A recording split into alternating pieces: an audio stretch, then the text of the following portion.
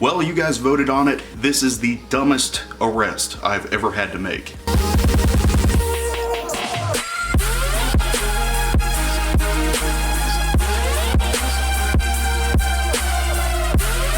Hey guys, what's going on? It has been a long time since I have been able to get a video out. Between working overtime and these long shifts, I'm back on day shift now, and when I get home, for whatever reason, I am much more tired than a 12-hour shift working at night. When I was working at night, I would get home at about 6:30 in the morning, and I had a ton of energy until about 9 or 10, and then I would go to sleep.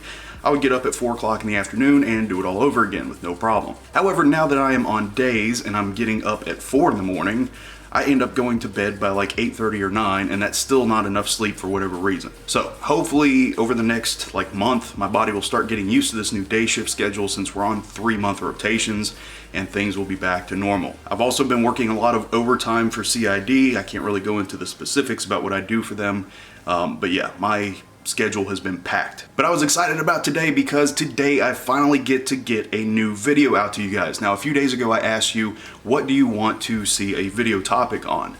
And you guys, the most popular vote from you guys was the dumbest arrest that I've ever had to make. I think the person that originally posted the comment said the stupidest.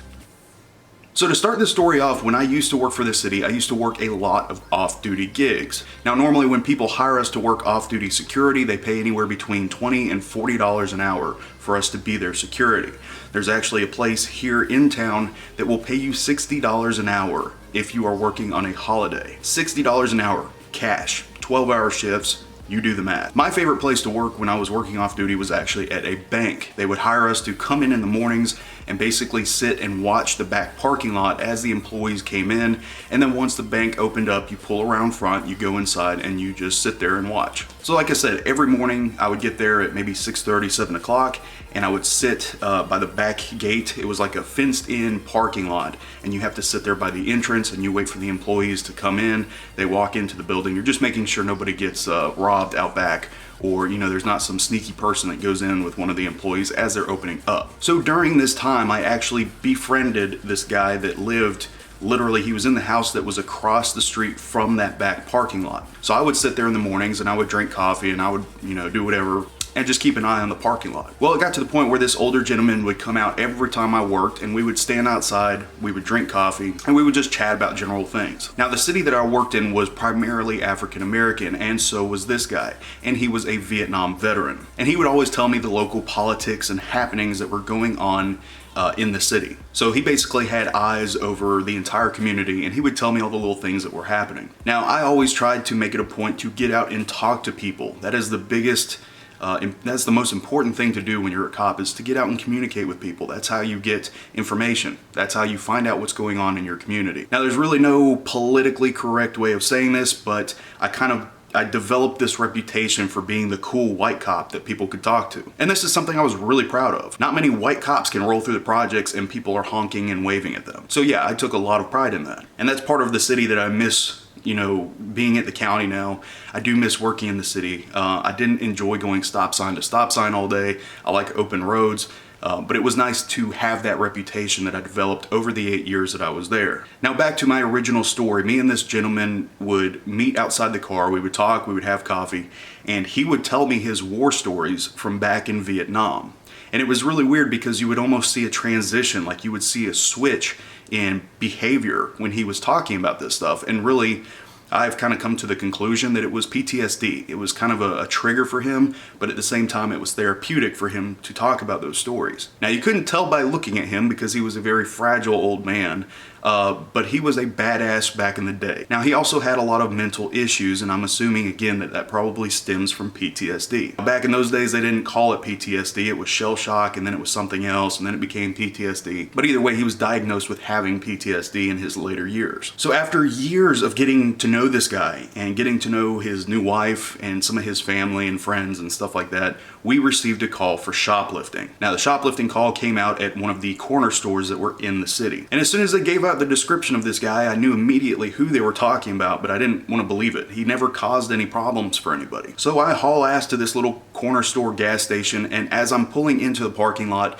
this gentleman is standing there with a 12-pack of beer by his feet, and his arms crossed. Now by this point, the owner comes out of the store, goes into the parking lot, and is screaming and pointing at this guy, saying that he's the one that took the beer from his store without paying for it. Of course, I'm completely baffled, first of all, that he would take something that wasn't his, but also, why are you standing in the parking lot? So I'm standing there in total shock because I don't want to take my friend to jail. So I asked my friend what was going on, and he said he made the decision that he wanted to go to jail to clear his head for a few days. So he came to this store, took the beer out of the fridge, told the owner that he was taking it, that he was stealing it, and he walked outside and he waited for us. So I go inside, I talk to the owner. The owner says he came in, he took the beer out of the fridge, told him he was going to steal it, and to go ahead and call the police, and then he walked outside. Now, of course, by now I'm completely puzzled because I would like to get this guy some help of some sort, but he was adamant about going to jail, and unfortunately, even after explaining the situation to the store owner also wanted him to go to jail. Now, in a circumstance like that, there is no officer discretion, especially if there is a victim and they want to press charges. This store wanted to press charges, so I had to take him to jail. So this is the only arrest where I've ever gotten to the jail. Now, I have felt bad about other arrests. I can't remember any offhand, but I do remember this one because I remember specifically apologizing to this guy for having to take him to jail, and he kept telling me over and over again, don't apologize, I wanted this, thank you for doing this, thanking me for taking him to jail. So again, before, as I was leaving the jailhouse, he thanked me and he willingly walked into the back with the jail staff. So yeah, that was probably one of the dumbest and saddest arrests at the same time that I've ever had to make. So this guy actually came up to me in a local market a few years after the incident. Now, I had not seen him in between that time where he was in jail and when I saw him at this market, but he came up, he gives me a huge hug, and he thanked me for what happened. And he actually, once he got out of jail, he went and sought some mental assistance, and he's newly married and living the dream, according to him. And what made me feel really good was he thanked me for being there for him when nobody else was.